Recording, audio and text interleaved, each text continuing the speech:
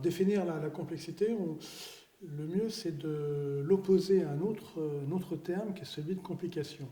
Souvent dans le langage courant, on mélange les deux et on dit que quelque chose est complexe, un phénomène est complexe, alors qu'en fait on veut dire qu'il est compliqué. Ce n'est pas la même chose. Un phénomène qui est compliqué, on peut le simplifier, on peut le réduire en constituants élémentaires.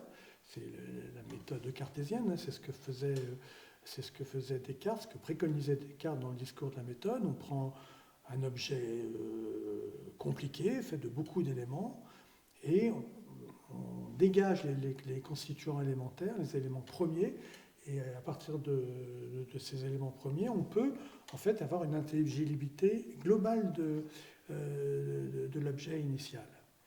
Un objet complexe, ce n'est pas le cas. Un objet complexe, on ne peut pas le réduire en constituants élémentaires. Donc, on ne peut pas, à partir de l'analyse de ces éléments, reconstituer la totalité de ce que c'est qu'un objet complexe. Donc il y a vraiment une différence très, très importante qui nous invite à nous méfier en fait, de l'usage un peu profane du terme de complexité. Parce que la complexité, c'est une entité qui a des propriétés bien définies. Et ce sont ces propriétés qui vont intéresser la psychanalyse. Alors, quelles sont ces propriétés d'un objet complexe, d'un phénomène complexe? La première propriété, c'est son caractère systémique. C'est un système, c'est-à-dire que les éléments sont interdépendants. Il est constitué de façon holistique, c'est-à-dire qu'il fonctionne comme un tout. Il y a une globalité de ce système. C'est pour ça qu'on ne peut pas le segmenter en éléments. Et c'est le caractère holistique. Et ce tout, cette globalité, elle est une des premières propriétés de la complexité d'un système complexe. Alors, une seconde propriété, c'est celle de son historicité. Un objet complexe, eh bien, il porte son histoire, c'est-à-dire il a en son sein la trace des états qu'il a eus au cours de son évolution. Donc il est, d'une certaine façon, historique. Il porte son historicité. Mais cette historicité, elle est marquée par une troisième propriété fondamentale, que sont les conditions initiales. Quand un système complexe émerge, il émerge dans des conditions environnementales qui sont les conditions initiales qui ont présidé à son émergence, à sa naissance. Et ces conditions initiales, elles vont marquer ce système dans son essence. C'est-à-dire que un système complexe porte le poids des conditions initiales qui ont présidé à son émergence.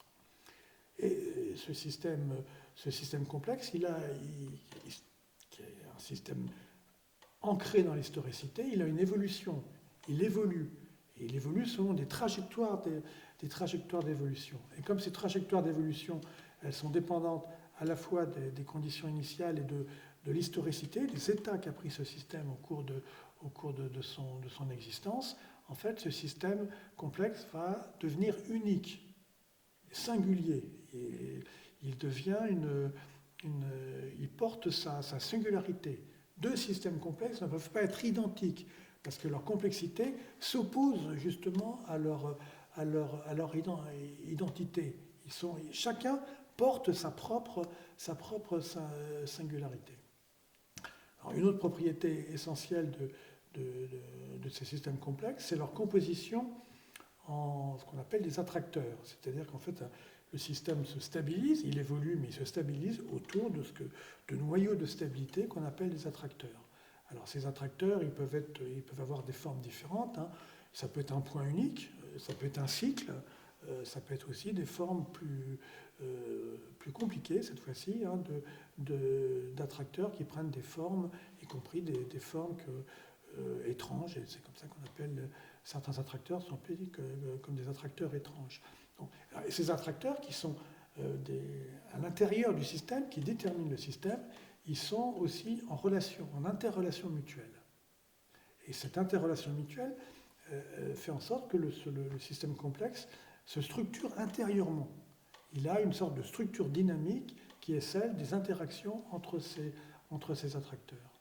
Alors ça, c'est tout à fait intéressant sur le plan de l'histoire des idées, parce qu'on a une forme de compréhension nouvelle de l'émergence des structures, hein, au sens du structuralisme de Jacobson, enfin du structuralisme linguistique, c'est-à-dire des entités qui sont en opposition différentielle et le sens émerge de ces différences entre des éléments.